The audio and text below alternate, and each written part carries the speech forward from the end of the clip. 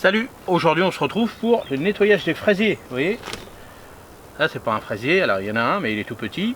Donc vous voyez, on va nettoyer puis on va regarder si tout se passe bien. Ça, alors je les ai mis, comme je vous avais montré, en petit godet de 7. Ça c'est ceux que j'ai réalisés à l'automne. Donc vous voyez, là j'en ai fait à l'automne. Là-bas il y en a, là ce que j'ai fait là il n'y a pas longtemps. Je vous ai montré les vidéos, comment faire pour la division, tout ça. Et puis bah là on va y aller tranquillement. Donc on va nettoyer tout ça. Donc on va y aller par barquette. Donc, vous voyez, quand on a un gros morceau comme ça, bah là c'est plus embêtant parce que là on va perdre beaucoup de choses. Et ben non, je dis des bêtises, ça se passe bien, tant mieux. Donc, vous voyez, on va regarder comme d'habitude. On va mettre un petit peu de terreau.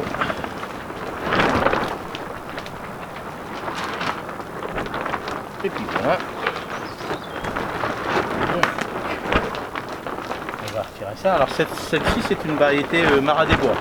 La petite Marat des Bois c'est une variété donc remontante, c'est-à-dire qu'elle donne une première fois un peu plus, on va dire, allez, mai-juin à peu près, en fonction des régions. Et puis après elle remonte, on dit toujours elle remonte comme les rosiers remontants, c'est-à-dire qu'elle donne 2 fois, mais après en petite quantité. C'est-à-dire elle ne va pas donner en grosse quantité comme les variétés non remontantes, qui sont des variétés qui eux donnent grosse quantité au début, c'est-à-dire avril, mai à peu près, même avant, ça dépend des régions.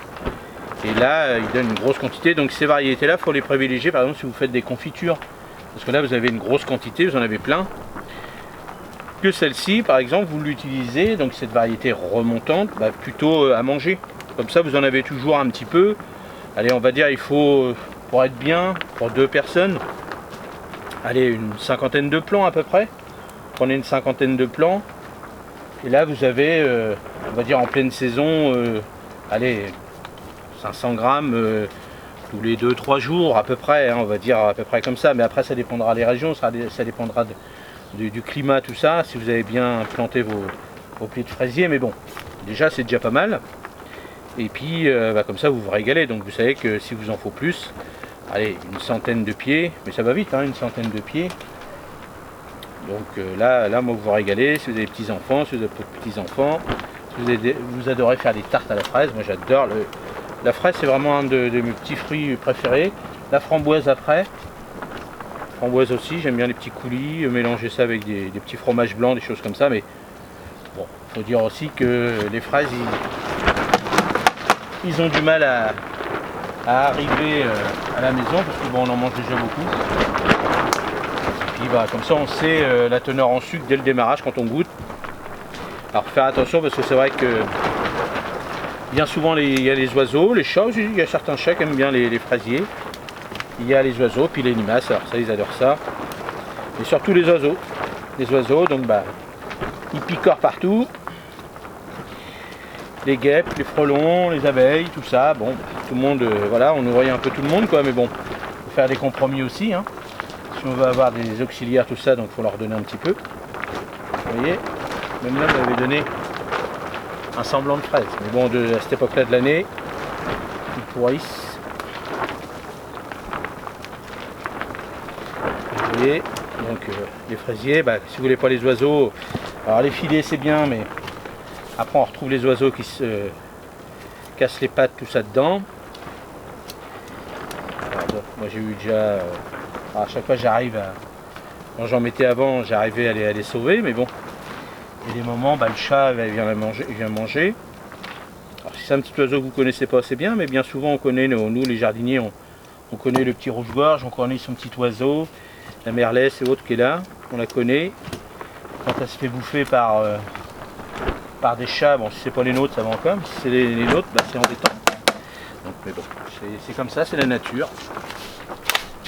Donc voilà, vous allez encore passer un petit moment avec moi, un petit après-midi. Un petit moment. Voilà, comment moi je travaille. Voilà, comme je dis toujours, là je nettoie toujours ma petite bâche, pour que ça soit propre. Comme ça. Voilà. Et on continue. Alors, quand vous voyez les petites feuilles un peu piquées, tout ça à cette époque-là, il faut les enlever. Je vous ai montré sur la vidéo comment moi je faisais sur mes plants mères. Je rabats tout complètement, comme ça je suis tranquille. Là non, je le fais pas. Et ici, plus rien.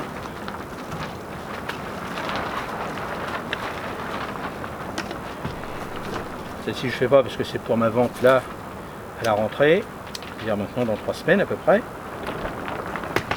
là je les nettoie. Vous voyez, il y a des fleurs, il y a des choses comme ça, mais je retire tout. Ce qui m'intéresse, c'est d'avoir un beau feuillage et qu'il ne soit pas malade. Voilà.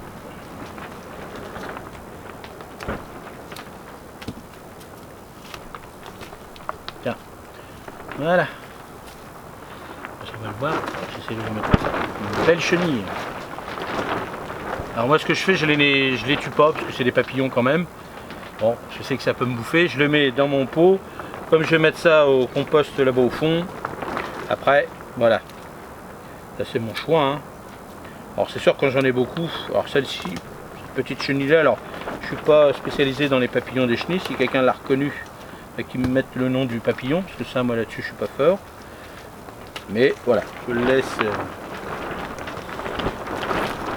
laisse en vie. Parce que les papillons, tout ça, on en a de moins en moins.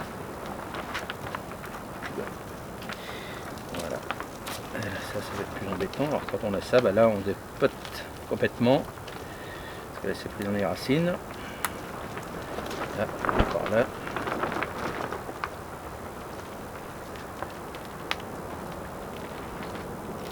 Là, il faut mieux l'enlever complètement, parce qu'après si le client le prend, ça va repousser chez lui, il va pas être content. Chez nous, on fait de l'extra qualité. Voilà, on fait du bon.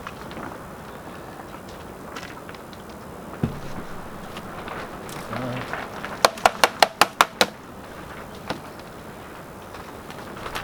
Alors si vous avez des petites recettes, de ce que vous faites vous avec vos fraisiers, n'hésitez pas. Moi, je vous dis, je fais de temps en temps des petites confitures, surtout de la tarte aux fraises. Comment je fais ma tarte aux fraises? C'est tout simple. Petite pâte sucrée avec un fond de crème pâtissière dedans. Et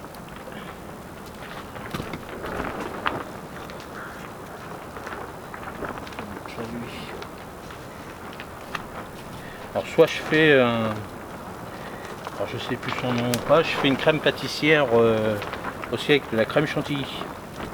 Le nom m'échappe de cette crème, c'est plus léger. Et c'est super, c'est mousseux, tout, c'est super bon. Et ça, c'est un régal.